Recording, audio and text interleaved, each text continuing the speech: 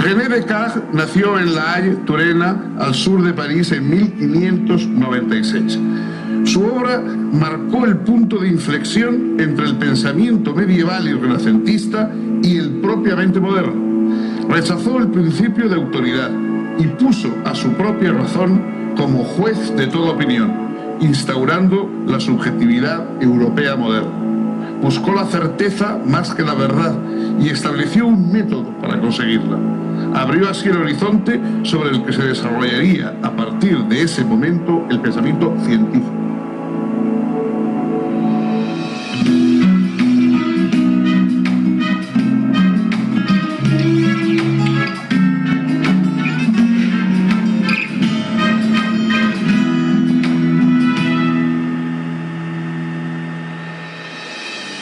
Bienvenidos a este momento de reflexión filosófica.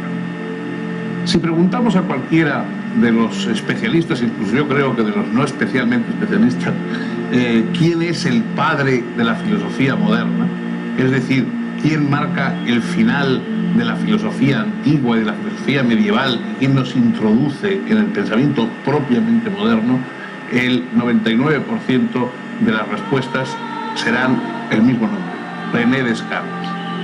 René Descartes, o René Descartes, deberíamos decir, con miedo a ser pedantes. René Descartes era y fue uno de los grandes talentos que ha habido en la humanidad para muchas cosas: para la matemática, para la ciencia, para la filosofía. Su aportación no ha sido probablemente concluyente, puesto que lo que hizo fue abrir caminos más que recorrerlos por completo. Su vocación primera era una vocación nacida de la matemática, de la geometría. Y ese gusto en la matemática y en la geometría tenemos la tranquilidad, digamos, de saber que estamos pisando terreno seguro. Cuando se dice que algo es matemáticamente exacto, matemáticamente cierto, tenemos pruebas que lo demuestran, pruebas que pueden aportarse, y por lo tanto no tenemos dudas respecto a si sabemos o no sabemos. Cuando estamos llegando a una conclusión, podemos estar seguros de que hemos llegado a la conclusión adecuada.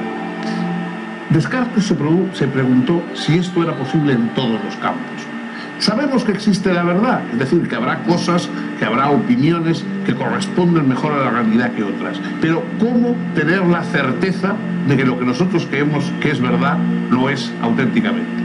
El problema no es solamente que exista la verdad, sino que nosotros podamos reconocerla, que en nuestro pensamiento podamos llegar a tener una visión, unas opiniones, unas doctrinas que respondan y que nos tranquilicen, dándonos la verdad de manera indiscutible.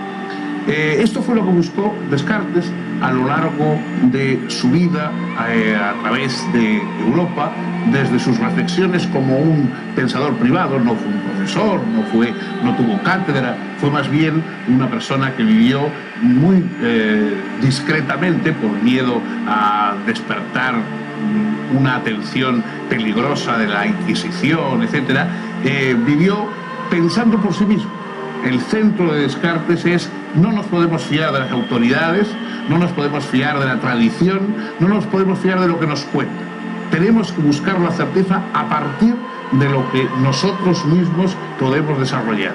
Ninguna de las opiniones establecidas, por venerables que sean, por respetables que sean quienes las sostienen, en sí mismo la autoridad de los demás no sirve. Tenemos que buscar por nosotros mismos. Los medievales se contentaban citando opiniones de Aristóteles y diciendo: lo dijo el maestro, lo dijo el filósofo, y eso les parecía un argumento suficiente. Descartes, inaugurando la época moderna, dice: no basta la autoridad, no basta la tradición, hace falta que a partir de mi propio pensamiento yo llegue a descubrir la certeza. René Descartes nació en 1596 al sur de París, en la pequeña ciudad de La Haye, sobre el límite de las provincias francesas de Turena y Poitou, y falleció en febrero de 1650. Provenía de una familia noble y acomodada. Su padre era consejero en el Parlamento de Rennes y trató de dar a su hijo una esmerada educación. El joven René ingresó como pupilo en 1604 en el recientemente fundado Colegio de la Flèche, que bajo la dirección de los jesuitas era ya uno de los más célebres y prestigiosos de Francia. Permaneció allí hasta 1612, destacándose en los últimos años en lógica, filosofía y matemáticas. Continuó luego sus estudios en Poitiers, donde estudió leyes y obtuvo su licenciatura en Derecho en 1616. Pero en vez de seguir los pasos de su padre, decidió probar fortuna en la carrera militar para conocer el mundo. Aprovechando que Mauricio de Nassau había firmado una tregua por 12 años con España, se alistó como voluntario en su ejército. Fue asignado a un regimiento acantonado en Breda, donde realizó trabajos de ingeniería militar y se vinculó con intelectuales del lugar, entre ellos el médico, físico y matemático Isaac Beckman, quien lo animó a dedicarse a las ciencias. En esos tiempos, Descartes, en sus ratos libres, compuso un tratado sobre la música, Compendium Musicae, que solo sería conocido póstumamente. También de esta época datan las primeras reflexiones que lo conducirían finalmente a su original filosofía. Al quedar libre de sus obligaciones militares, se dedicó a viajar a través de Alemania y más tarde se alistó en el ejército de Maximiliano de Baviera. Su regimiento estuvo acantonado a orillas del Danubio y luego fue movilizado a Bohemia y Hungría. Finalmente, en noviembre de 1620, cerca de Praga, el ejército de Maximiliano fue dispersado por los checos. Era el comienzo de la Guerra de los 30 años. Descartes logró huir sin ser herido y regresó a Francia. Su padre había fallecido, dejándole sus tierras y demás posesiones en herencia. Liquidó entonces su patrimonio, aunque decidió conservar el título nobiliario de señor de Perron, que sería siempre su nombre oficial. Los años siguientes los dedicó a viajar por Italia y luego se instaló en París. Sin llegar a ser un hombre rico, su fortuna personal le garantizaba una vida cómoda e independiente. Por entonces, estableció una teoría de las tangentes que le dio fama de gran matemático y le ganó el respeto de los más grandes intelectos de la época. Descartes quería profundizar sus estudios y elaborar su filosofía, pero la capital francesa ofrecía demasiadas distracciones a un aristócrata joven, soltero y acomodado. Por eso decidió, en 1628, retirarse a la pequeña ciudad de Frisia, en Holanda. Al llegar a Holanda, Descartes ya había compuesto su obra Reglas para la dirección del espíritu, que sería publicada póstumamente. En ese texto planteaba la necesidad de analizar nuestros modos de conocer, exponía que la inteligencia lleva en sí las mismas ideas que le son innatas y juzgaba que la metafísica debía preceder en el orden del saber a la física y esta a la mecánica, la medicina y la moral. La filosofía moderna, por medio de Descartes, aparece con un propósito aparentemente modesto. ¿Cuál es el camino que se puede seguir para llegar a los conocimientos y a la verdad? No empieza como otros filósofos estableciendo ya verdades, qué es el mundo, qué es el ser humano, qué es el alma, sino más bien estableciendo, intentando buscar, tantear un camino para llegar a conclusiones fiables. Eso, el camino, métodos, la palabra griega métodos, método, es lo que quiere decir es un camino. Y entonces Descartes lo primero que hace es buscar un camino para encontrar ideas que nos resulten claras y distintas.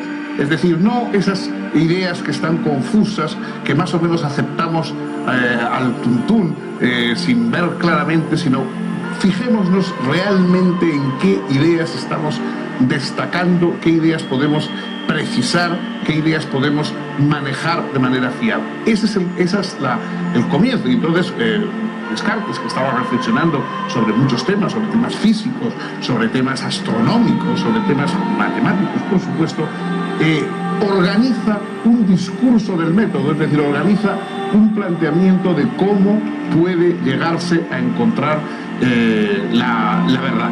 Mejor dicho, cómo podemos llegar nosotros a estar seguros de que hemos encontrado la verdad.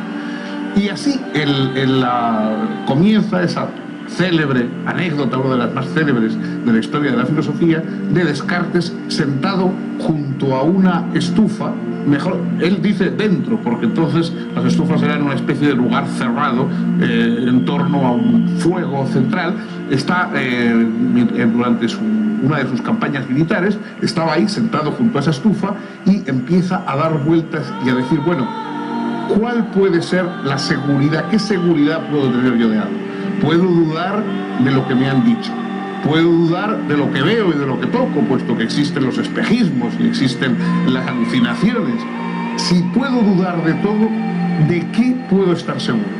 De la única cosa que puedo estar seguro, llega a la conclusión de Descartes, es de mi duda misma, de que yo estoy aquí dudando y que si dudo, existo. Si dudo, tengo unas capacidades intelectuales y de esa certeza paradójica, la certeza de la duda, nace el pensamiento moderno.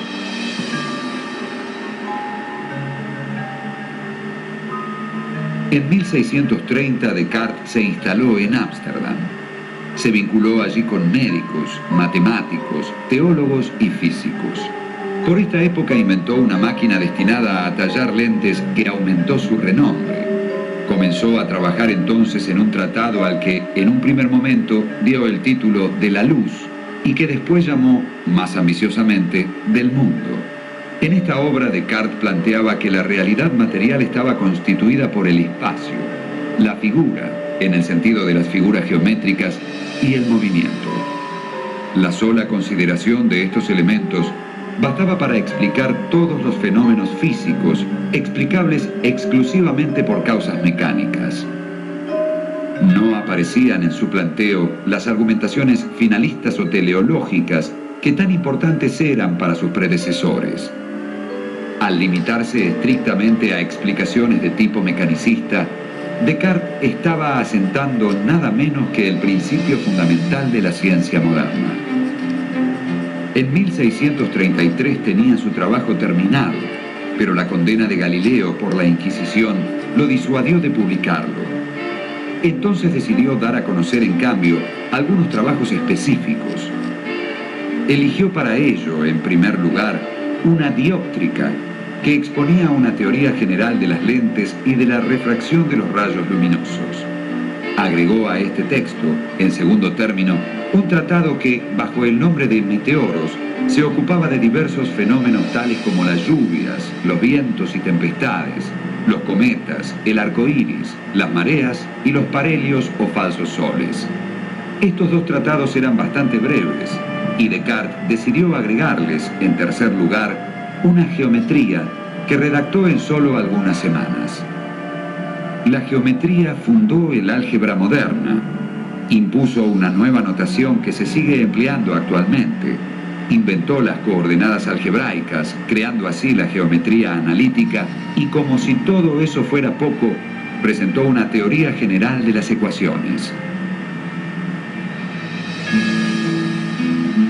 Mientras se estaban imprimiendo los tres tratados, en 1637, Descartes reparó en que el libro así constituido carecía de unidad y redactó entonces rápidamente un escrito a modo de prefacio. En ese texto pretendía hacer entender al lector que los tres tratados eran en el fondo ensayos o comprobaciones de un mismo método aplicable a las distintas ciencias. El título del prefacio fue Discurso del método para bien dirigir la razón y buscar la verdad en las ciencias. A la posteridad, ese prefacio hizo olvidar el libro. Hoy se lo considera con justicia uno de los escritos más originales de la civilización europea. El discurso del método constaba de 6 partes, la primera de las cuales presenta una especie de autobiografía intelectual. Consta allí la decisión de seguir un método que impida a la razón todo extravío. En la segunda parte, expone dicho método, que se resume en 4 reglas. La primera es la de no aceptar nada que no fuese evidente a la propia razón. La segunda, de 6 partes, la primera de las cuales presenta una especie de autobiografía intelectual. Consta allí la decisión de seguir un método que impida a la razón todo extravío. En la segunda parte, expone dicho método, que se resume en 4 reglas. La primera es la de no aceptar nada que no fuese evidente a la propia razón. La segunda, la de dividir cada problema en tantas partes como se pudiese. La tercera, la de pensar ordenadamente de lo más simple a lo más complejo. La cuarta regla, finalmente, la de hacer revisiones exhaustivas para verificar que nada fuese olvidado. En la tercera parte, propone una especie de moral provisional que consiste en obedecer las leyes y costumbres del lugar en que se encuentre, ser firme y constante en sus acciones una vez que adoptó una decisión, seguir resueltamente las ideas que su mente adopte hasta que su método las ponga a prueba, modificar sus propios deseos antes que tratar de adaptar el orden del mundo a ellos y dedicar su vida al desarrollo de la razón y al progreso en la búsqueda de la verdad. Luego, en la cuarta parte, también busca un punto de inicio absolutamente indudable para su filosofía y lo encuentra en el pienso, luego existo.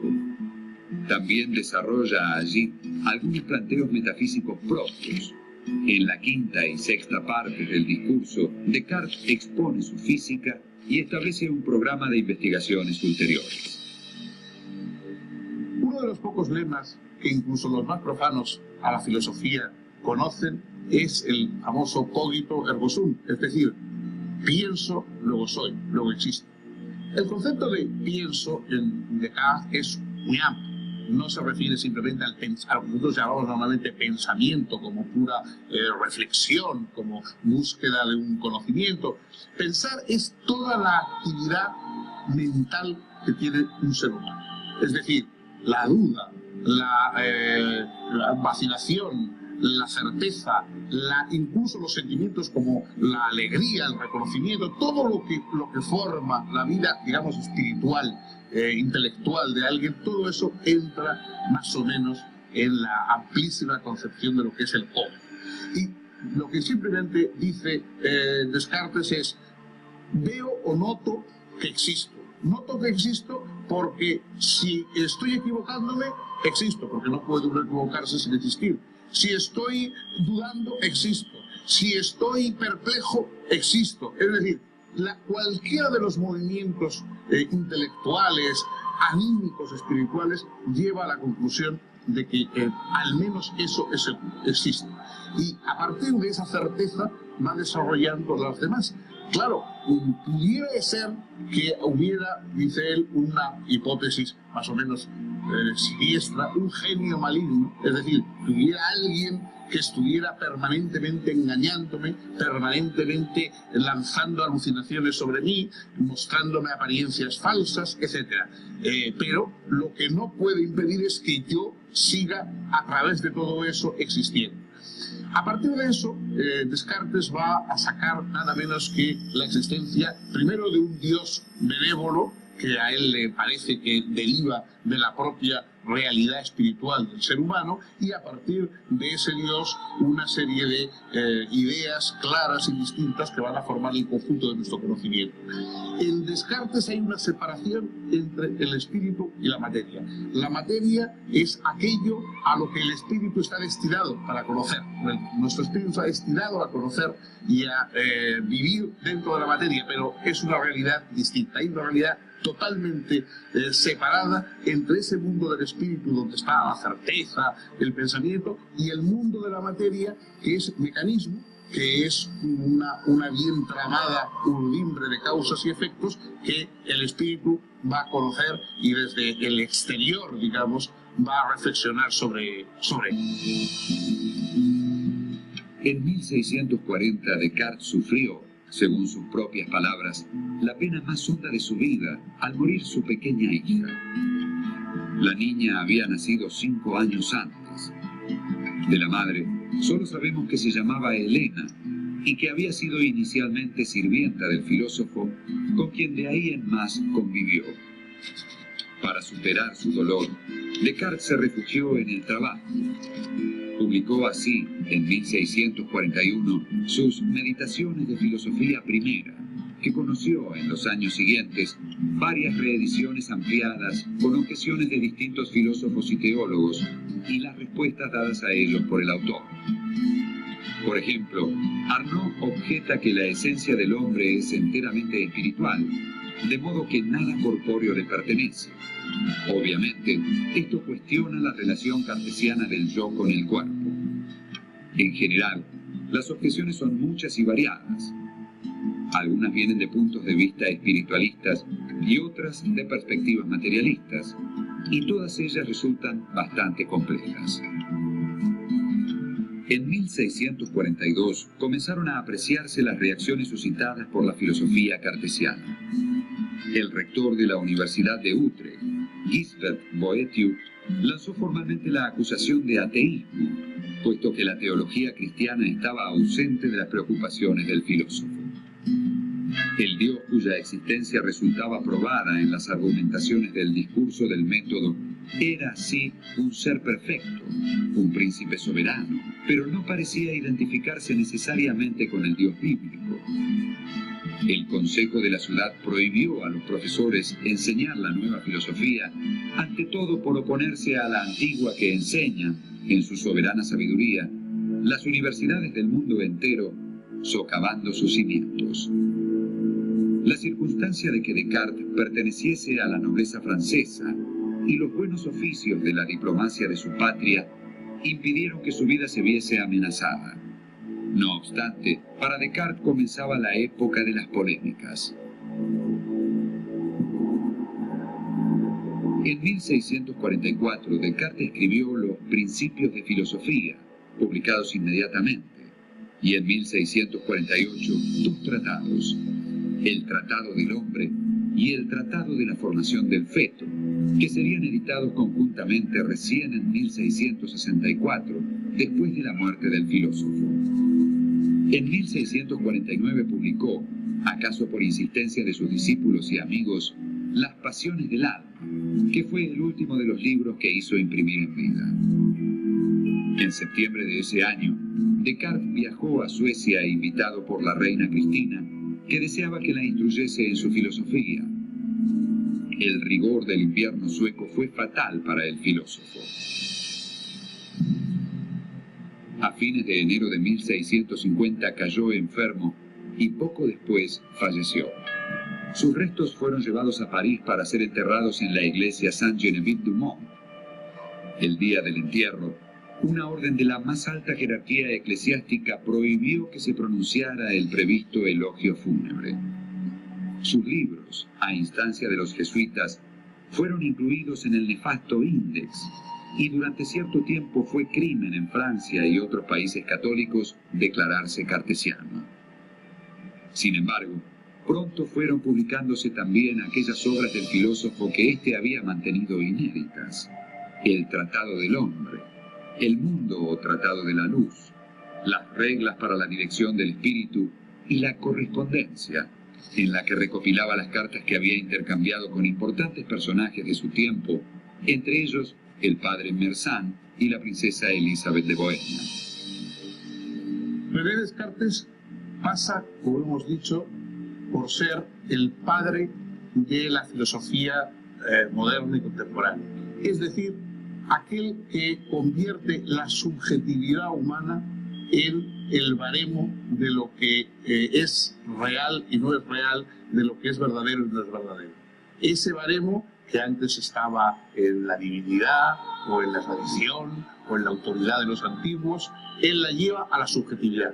Es nuestra subjetividad, es decir, esa comprensión que tenemos de nuestro movimiento espiritual, de nuestras dudas, pero también de nuestra búsqueda de la verdad, etc. Es esa subjetividad la que va a establecer lo que verdaderamente existe y no existe, es y no es verdadero y no es verdadero. Esto es duradero a partir de ese descubrimiento, efectivamente, todo van a hacer el idealismo, van a hacer la búsqueda de la ciencia en el sentido moderno del término. Obviamente todo parte de Descartes.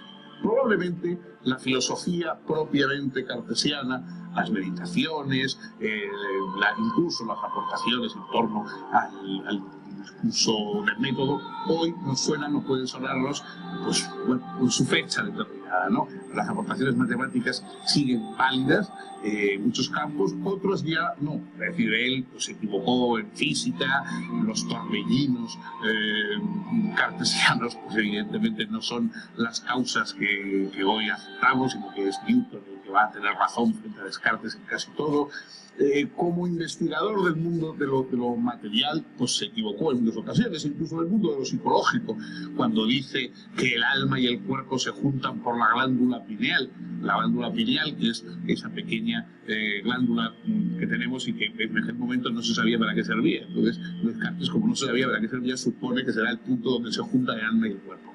Todo esto no es, digamos, no está operativo hoy, pero sí el planteamiento de la subjetividad humana como centro y como único referente del pensamiento. Esa aportación de Descartes y la derivación a partir de él de las múltiples consecuencias que tuvo ese descubrimiento, eso sigue absolutamente vigente y por lo tanto Descartes sigue siendo una referencia inexcusable del pensamiento moderno. La obra de Descartes señala el momento en que el hombre europeo abandonó el criterio de autoridad y abrazó el ideal de la razón. A partir de él, ya la verdad de las cosas no está en las cosas, sino en la razón. El descubrimiento de Descartes fue el de la subjetividad moderna, que confía en sus solas fuerzas, porque ellas son las fuerzas de la razón. Pues bien, hasta aquí hemos llegado hoy. Si tienen ustedes la amabilidad el próximo día de acompañarnos, seguiremos un paso más por el método, por el camino del pensamiento occidental. René Descartes nació en La Haye, Turena, al sur de París, en 1596. Su obra marcó el punto de inflexión entre el pensamiento medieval y renacentista y el propiamente moderno. Rechazó el principio de autoridad y puso a su propia razón como juez de toda opinión, instaurando la subjetividad europea moderna. Buscó la certeza más que la verdad y estableció un método para conseguirla. Abrió así el horizonte sobre el que se desarrollaría a partir de ese momento el pensamiento científico.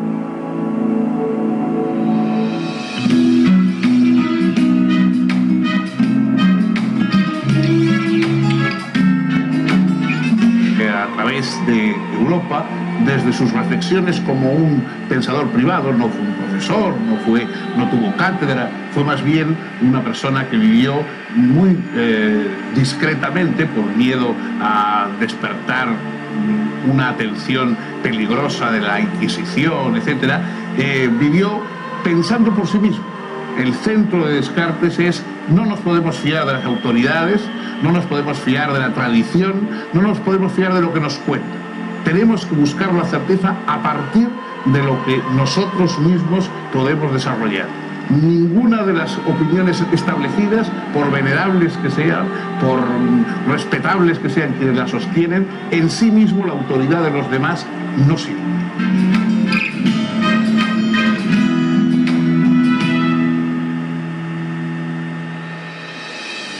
Bienvenidos a este momento de reflexión filosófica. Si preguntamos a cualquiera de los especialistas, incluso yo creo que de los no especialmente especialistas, quién es el padre de la filosofía moderna, es decir, quién marca el final de la filosofía antigua y de la filosofía medieval, quién nos introduce en el pensamiento propiamente moderno, el 99% de las respuestas serán el mismo nombre: René Descartes. René Descartes, o René Descartes, deberíamos decir con miedo a ser pedantes. René Descartes era y fue uno de los grandes talentos que ha habido en la humanidad para muchas cosas: para la matemática, para la ciencia, para la filosofía. Su aportación no ha sido probablemente concluyente, puesto que lo que hizo fue abrir caminos más que recorrerlos por completo. Su vocación primera era una vocación nacida de la matemática, de la geometría. Y ese gusto en la matemática y en la geometría tenemos la tranquilidad, digamos, de saber que estamos pisando terreno seguro. Cuando se dice que algo es matemáticamente exacto, matemáticamente cierto, tenemos pruebas que lo demuestran, pruebas que pueden aportarse y por lo tanto no tenemos dudas respecto a si sabemos o no sabemos. Cuando estamos llegando a una conclusión podemos estar seguros de que hemos llegado a la conclusión adecuada. Descartes se preguntó si esto era posible en todos los campos. Sabemos que existe la verdad, es decir, que habrá cosas, que habrá opiniones que corresponden mejor a la realidad que otras. Pero ¿cómo tener la certeza de que lo que nosotros creemos que es verdad lo es auténticamente? El problema no es solamente que exista la verdad, sino que nosotros podamos reconocerla, que en nuestro pensamiento podamos llegar a tener una visión, unas opiniones, unas doctrinas que respondan y que nos tranquilicen, dándonos la verdad de manera indiscutible. Esto fue lo que buscó Descartes a lo largo de su vida.